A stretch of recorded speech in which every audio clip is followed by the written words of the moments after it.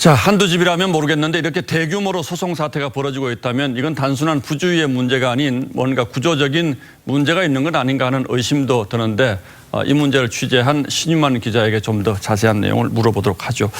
자, 일단 먼저 정리를 하자면 LH공사의 허락을 받아서 한 번 거래한 건 허용이 된다 이런 거죠. 자, 그럼 소송을 당한 사람들은 이런 사실을 모르고 이 딱지를 산 겁니까?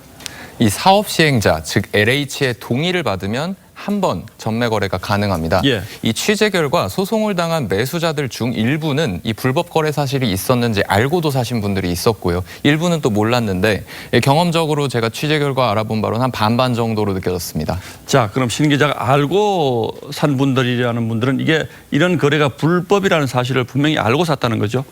불법 사실을 인지하고도 사신 분들이 이분들 중에선 대다수였습니다. 다만 딱지 거래가 과거 수십 년간 관행적으로 인정되어 왔기 때문에 큰 문제의식을 느끼고 있지는 않았습니다. 아, 그렇군요. 그래서 그런데 이 불법 거래라는 사실을 알고도 팔았다면 그럼 판 사람에게도 책임이 있지 않겠습니까? LH의 이 공급 계약이 있기 전에 이 불법 사전 전매를 하게 되면 이 3년 이하의 징역이나 1억 원 이하의 벌금에 처해질 수가 있습니다. 예. 하지만 이 토지 반환 소송 시 원주민이 과거 자신의 불법 사실을 고백하더라도 법원이 원주민을 처벌하는 사례는 극히 드물었습니다. 그 이유는 원주민이 불법 사실을 드러내는 것을 막는다면 이 거대한 투기가 드러날 기회를 차단하기 때문이라는 것이 이 법조계의 해석입니다.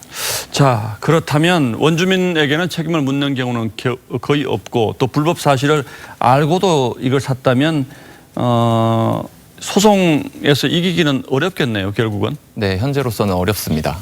자, 그럼 모르고 사신 분들은 억울하지 않겠습니까? 보상받을 길이 전혀 없습니까? 이 또한 현행법상 구제받을 방법이 없어 보입니다. 매수자들이 이 법을 개정하라며 시위를 하고 있는 이 이유이기도 한데요. 이 투기 방지도 좋지만 거래 안전성을 보장해주고 이 선의의 피해자를 막아달라는 요구입니다. 자, 대법원 판례가 나온 건 2019년이라고 그러는데 그럼 그 이전에 건설된 초기 신도시에서도 이런 일이 있었을 텐데 그건 어떻게 됩니까? 대법원의 판례는 이 언제부터 언제까지의 시효가 없습니다. 그러다 보니까 즉 과거의 모든 불법 전매 거래의 매물은 이 앞서 보신 것처럼 반환 소송의 대상이 될 수가 있습니다. 예. 이 법조계와 부동산 업계에서는 조성된 지 30년이 된 고향 일산이나 분당에서도 예. 일기 신도시에서도 이러한 문제가 발생할 수 있다고 경고하고 있습니다. 이 자칫하면 엄청나게 큰 혼란이 벌어질 수도 있겠는데 LH공사는 이런 일이 벌어지고 있는데 그동안 뭘 했습니까, 그럼? 네, LH는 이 전매 허용 요건을 충족하는지 직접 확인하고 검토한 뒤 거래를 동의해줄 법적 의무가 있습니다. 예. 하지만 그 확인 절차는 허술했는데요.